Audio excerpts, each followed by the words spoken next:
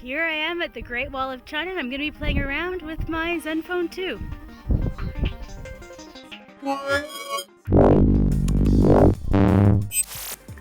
The ASUS Zenfone 2 has a 5.5-inch 1080p display. It's running an Intel Atom Z3560 with 2GB of RAM.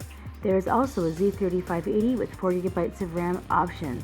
If you're going to bump up the RAM, this means you're going to be able to do some intensive gaming.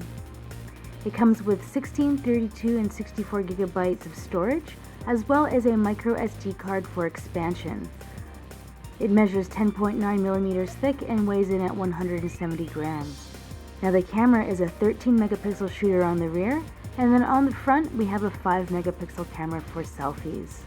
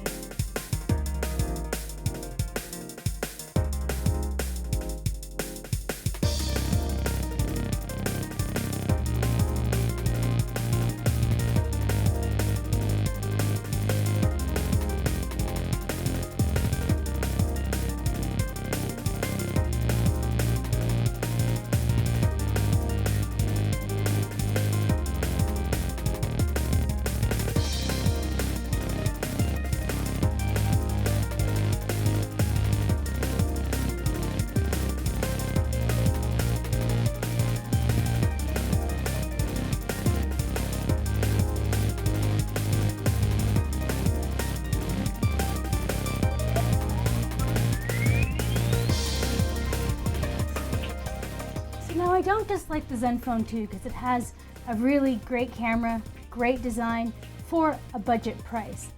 I'm also interested in checking out the Zenfone 2 because of ASUS's history. If you're not that familiar with ASUS, ASUS is one of the few companies in the market that basically does it all. So they design the phone, they manufacture it as well.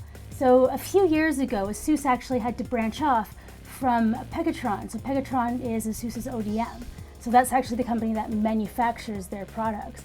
The reason why they had to split off was because it became, not really cool for a company that's manufacturing hardware for other companies to be owned by ASUS.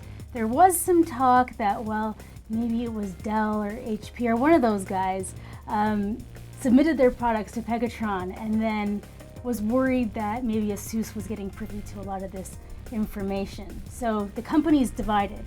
But essentially, ASUS has Pegatron as its dedicated manufacturing base. And so when you're a company that can design and manufacture, control the entire process of how your devices come to market, in my mind, that makes you really interesting.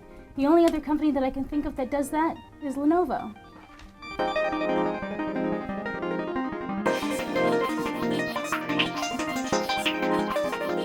So what do you guys think of the Zenfone 2 and the Great Wall of China? If you liked this video, why don't you give us a thumbs up? And while you're at it, you can always subscribe to our channel.